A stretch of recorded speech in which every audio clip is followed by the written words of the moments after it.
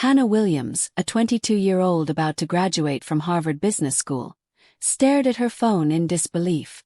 Just last week, she had called her parents to talk about her graduation plans.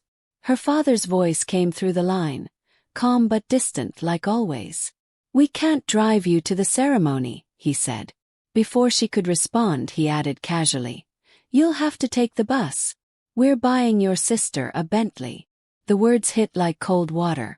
Her sister, Claire, was only finishing high school. Hannah laughed softly, though nothing was funny. The familiar sting of unfairness rose in her chest, an ache she had known all her life. If someone had walked into the Williams' Grand Connecticut home years ago, they might have thought it was perfect, big, elegant, filled with expensive art and quiet tension. Her father, Richard Williams, was a sharp, demanding chief financial officer. Her mother, Evelyn, was a respected neurologist, precise and proud. Together, they had built a house where success was expected, not celebrated. For as long as Hannah could remember, excellence was her job, not her joy. When Claire was born, everything shifted. The spotlight that once fell on Hannah dimmed overnight. From then on, she was the dependable child, the one who set the example, stayed out of trouble, and earned achievements no one seemed to notice. The pattern started early. On Hannah's 8th birthday, she had received a set of educational books. She smiled politely, pretending to like them. 2 months later, Claire turned 4. Her party featured a pink pony in the backyard, a rented castle tent, and all the neighbors invited. Hannah told herself it was normal. "She's little," her mother said, brushing it off. "You're the big sister, you understand." And she did. At least she tried to. But as years went on, the differences stopped being subtle. Vacations revolved around Claire's wishes. If Claire wanted Disney, they went to Disney. When Hannah asked about science camp one summer, her mother replied, "Maybe next year." Next year never came. School became Hannah's battlefield. She poured herself into books, projects, and competitions, hoping her parents would finally look at her with pride. She earned straight A's, joined every academic club, and represented her school in debate tournaments. Each time, she came home with awards and certificates, hoping for excitement. Her father barely looked up. "That's what we expect from you, Hannah," he would say. Meanwhile, Claire's B's and C's were treated like major victories. "She's trying her best," her mother would beam, hugging her younger daughter. Hannah learned something important then. Effort only mattered when you were the favorite. So she kept quiet, worked harder, and let her silent excellence become her only language. By high school, Hannah had mastered the art of pretending it didn't hurt. She became editor of the school newspaper, captain of the debate team, and still found time to volunteer. Teachers loved her. Her parents were merely satisfied. The only time she ever saw them truly proud was when Claire landed a small part in a school play. Hannah watched from the audience that night, clapping until her hands stung, wondering what it would take to earn that same sparkle in her parents' eyes. She never got the answer. When graduation came, and she was named valedictorian, they didn't even show up. There was a piano recital for Claire that couldn't be missed. That night, Hannah promised herself something would change. The night of her high school graduation should have been one of the proudest moments of her life. Instead, Hannah stood at the podium alone, looking out over a crowd filled with cheering families, none of them hers. She held her speech with trembling hands, forcing her voice to stay steady as she thanked the teachers who had believed in her. When she looked at the empty chairs where her parents should have been, a lump formed in her throat. Still she smiled. When the ceremony ended, she walked home in her gown, diploma clutched to her chest, whispering to herself, "One day they'll notice me." That summer, she worked 3 jobs to save money for college. Morning shifts at a cafe, afternoons as an office assistant, and nights tutoring high school kids who reminded her of herself. Ambitious, tired, and hungry for approval. Her parents had mentioned helping with college expenses, but when the time came, there were excuses. "We just bought Claire a new car," her father said. "You're responsible, Hannah. You'll manage." And she did. She saved every cent, packed her 2 suitcases, and took a bus to Harvard. Her mother gave a half-hearted hug at the door. "Call us when you settle in." Her father barely looked up from his newspaper. Harvard was beautiful but brutal. While other students partied or joined clubs, Hannah worked from dawn till night. She had a small scholarship, but it barely covered tuition. Everything else, rent, food, books, came from her paychecks. She shared a cramped dorm with 3 other students and ate ramen noodles most nights. Yet she refused to complain. To her, struggle meant freedom. Freedom from begging for help that would never come. It was during one of her late-night library shifts that she met Mia Torres, a fellow business student. Mia came from a single-parent home in Arizona and understood hardship without Hannah having to explain. Their friendship grew quickly. Mia had an easy laugh that made long nights bearable. Together they stretched every dollar, shared textbooks, and cooked cheap pasta in the dorm kitchen. One evening, as they studied under the flickering fluorescent lights, Mia looked at her and asked, "Your parents are doctors and executives, right? How come they don't help you at all?" Hannah shrugged. "They believe in independence." Mia frowned. "That's not independence. That's neglect." The words hung heavy between them. For the first time, Hannah realized someone else saw her truth, and didn't try to justify it. That night, she cried quietly for the little girl who had learned to smile through neglect. By her second year, Hannah's resilience had hardened into quiet strength. She balanced her studies with part-time work at the university library, a local restaurant, and a retail store on weekends. Her classmates admired her discipline, though few knew she barely slept. Yet, beneath the exhaustion, something was changing. She was beginning to see herself not as the forgotten child but as someone building her own name, her own worth. One cold evening after a long shift, she whispered to herself while walking across Harvard Yard, "I don't need them to see me anymore. I'll make the world see me instead." In her sophomore year, Hannah met Ryan Carter, a charming economics student from New York. He came from wealth, confidence practically woven into his posture. Ryan noticed Hannah during a group project and admired her focus. "You're the only one actually doing the work," he teased one afternoon. She smiled faintly. "Someone has to." Their friendship grew naturally, and before long, friendship turned into late-night walks, shared coffee, and deep conversations about dreams. Ryan treated her gently, always wanting to take care of her, but Hannah struggled with that.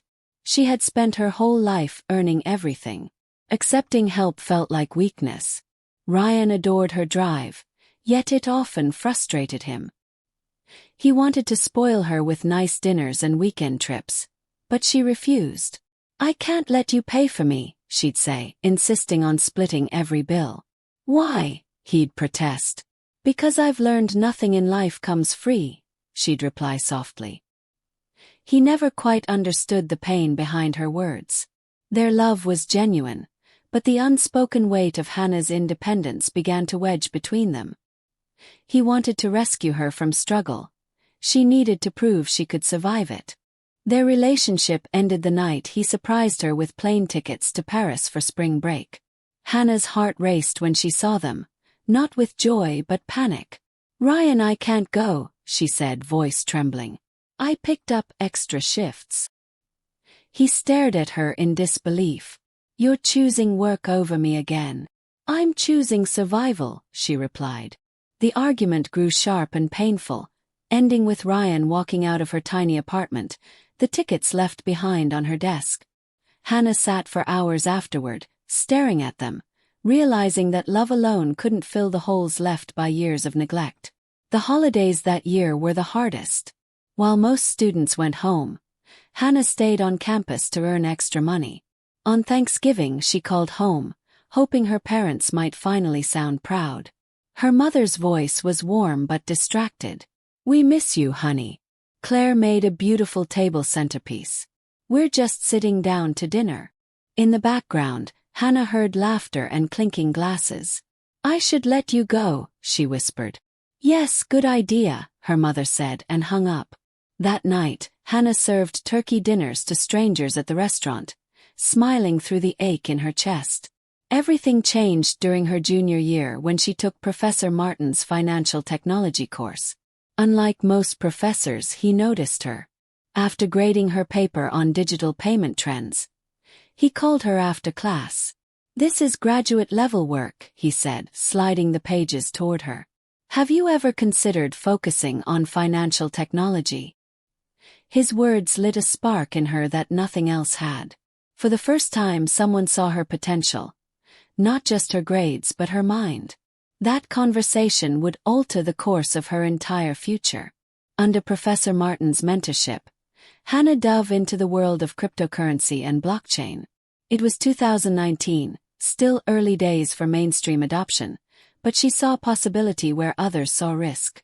Nights that used to be filled with work shifts became filled with research, online courses, and messy notes scattered across her dorm desk.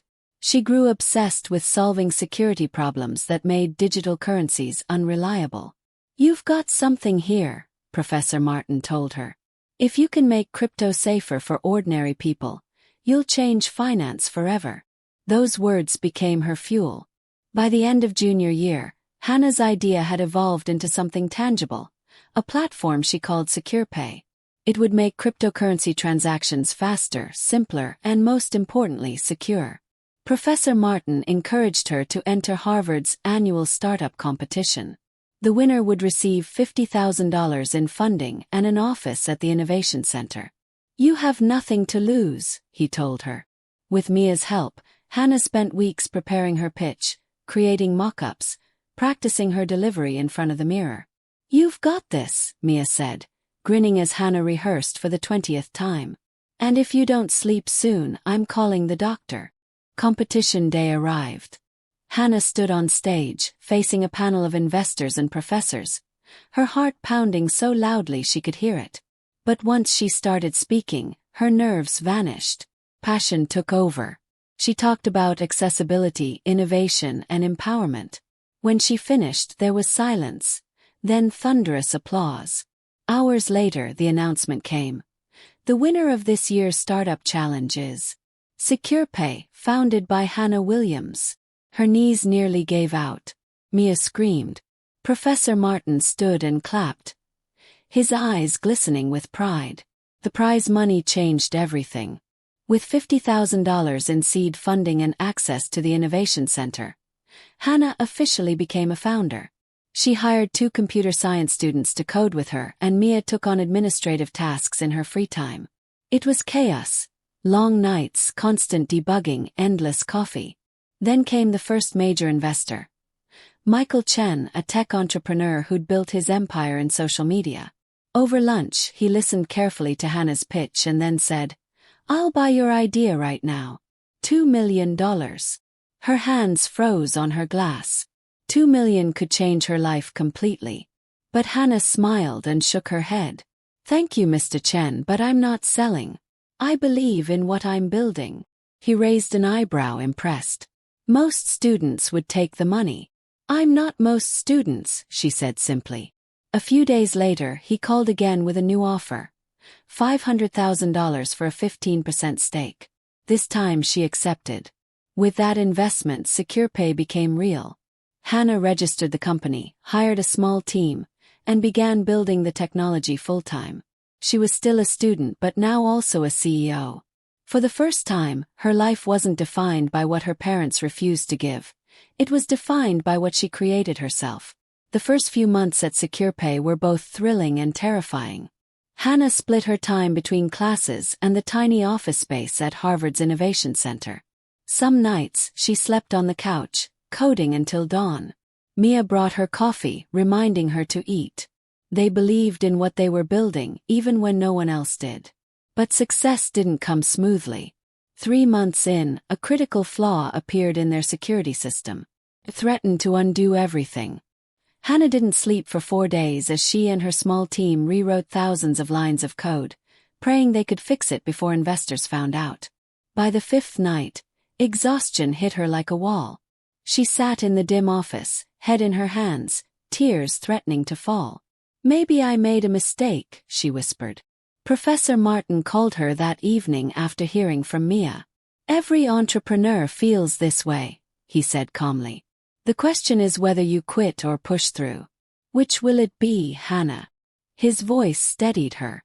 She took a deep breath, wiped her tears, and returned to the glowing screen. We're not quitting, she told her team. Not now. That was the night Secure Pay truly began to rise. After weeks of hard work, the team finally fixed the issue. The system worked better than ever. Faster, stronger, and more secure. Hannah tested it repeatedly until she was sure. It's perfect, she said one morning, exhaustion replaced by joy. Mia hugged her tightly. You did it, boss. Professor Martin reviewed the final demo and smiled. This changes everything. News of their progress reached Michael Chen, who immediately scheduled a demonstration for major investors in New York. Hannah could hardly believe it. Her little dorm room idea was now being pitched to the financial elite. The investors were impressed. SecurePay's new algorithm processed cryptocurrency transactions 30% faster than existing systems. Within weeks, meetings turned into negotiations. Venture capitalists started calling, offering millions. Hannah barely had time to think. You're in demand, Michael told her with a grin. Get ready, things are about to move fast. They closed a funding round worth $50 million, valuing SecurePay at over $700 million. The number felt unreal. Hannah stared at the documents, hands trembling. I think I'm dreaming, she whispered. No, Mia said proudly. You're just finally being seen. Despite her growing success, Hannah stayed quiet about it. She didn't tell her parents. She didn't want congratulations that came too late. Instead, she focused on expanding her company. By her senior year, SecurePay had a team of 30. They launched a private beta, and feedback poured in from users worldwide. Tech blogs started writing about them. The next big name in financial security, one headline read. Professor Martin told her she had been nominated for Forbes 30 Under 30, but Hannah just laughed. I'll believe it when I see it, she said. Still, part of her dared to hope. As graduation approached, Hannah's emotions were mixed. She was proud, exhausted, and a little lonely. After 4 years of doing everything alone, part of her still longed for her parents' approval. She wanted them to see her cross that stage. So, 3 weeks before graduation, she mailed invitations. One for her father, one for her mother, and one for Claire. She included a handwritten note. It would mean a lot if you could come. Days passed. No reply. Then, on a Tuesday evening, her phone rang. Her father's name appeared on the screen. Hello, Dad, she said, her voice cautious. We got your invitation, Richard said. That weekend won't work. Claire's graduation events are the same week. We've planned a trip to New York for her celebration. Hannah felt her chest tighten. But my ceremony is Saturday. Hers is Thursday. You could come to both. He hesitated. We've already made reservations. It's not convenient. She swallowed hard. This is Harvard, Dad. It's important. Of course, he said almost kindly. We're proud of you. But you've always managed fine on your own. You'll handle this too. Oh, and... His voice turned casual. We're getting Claire a Bentley. The word hung in the air like thunder. A Bentley, she repeated. She's 18. She's worked hard, he replied. She got into UCLA. Hannah almost laughed at the absurdity. You're rewarding her for being average while ignoring your daughter graduating from Harvard. Don't make this about competition, her mother's voice chimed in from the background. You've always been the responsible one. We don't worry about you. That's the problem, Hannah said quietly. But they were already ending the call. After hanging up, she stood frozen, the phone still in her hand, feeling years of pain collapse into one unbearable silence. Mia found her sitting on the steps outside the SecurePay office, staring into space. What happened? She asked, kneeling beside her. Hannah told her everything. The Bentley, the excuses, the emptiness. Mia wrapped an arm around her shoulders. They don't deserve to be there, she said. We'll be your family that day. Me, Professor Martin, your whole team. We'll scream the loudest when you walk that stage. Hannah smiled weakly. You mean that? Every word, Mia replied. And you're not taking the bus? Not this time. But Hannah just shook her head. No, she said softly. I think I will. 2 days later, she received an email from the dean asking to meet. Worried, Hannah rushed to his office. Is there a problem with my graduation? She asked. The dean smiled. Quite the opposite. Forbes reached out this morning. You've been named the youngest self-made female billionaire in the tech sector. They want to feature you in their next issue. Hannah's eyes widened. What? With your permission, he continued. We'd like to mention it during the ceremony. She hesitated, then nodded. That's fine. As she left his office, her phone buzzed again, a message from her mother. We've changed our minds. We're coming to your graduation. Graduation morning arrived bright and clear. The sky over Cambridge was a perfect blue, and the air hummed with excitement. Hannah stood in front of her mirror, adjusting her cap and gown, her heart steady but full. She had decided to take the bus just as her father suggested, not out of spite, but as a quiet symbol of her journey. Sitting by the window, she watched the streets roll past and thought about the girl she had been when she first arrived. Scared, eager to please, desperate to be seen. That girl was gone now. When she arrived at Harvard Yard, rows of white chairs stretched across the grass, and crimson banners fluttered in the breeze. Families took photos and laughed under the morning sun. Hannah spotted her parents and Claire near the registration area. Her father in his dark suit, her mother elegant as always, and Claire half distracted by her phone. For a moment, Hannah just watched them, the people who had shaped her pain without even realizing it. Then she walked over, a calm smile on her face. You made it, she said quietly. Her mother turned first, her expression perfectly polite. Hannah, darling. You look wonderful. She leaned in for a brief hug that smelled of expensive perfume but felt hollow. Her father offered a firm handshake instead of an embrace. Traffic was lighter than expected, he said, as if commenting on the weather. Claire yawned. Congrats, sis. I can't believe they woke me up at 5 for this. Hannah nodded, still smiling. I appreciate you coming. Inside, she felt oddly at peace. She didn't need their approval anymore. Not today.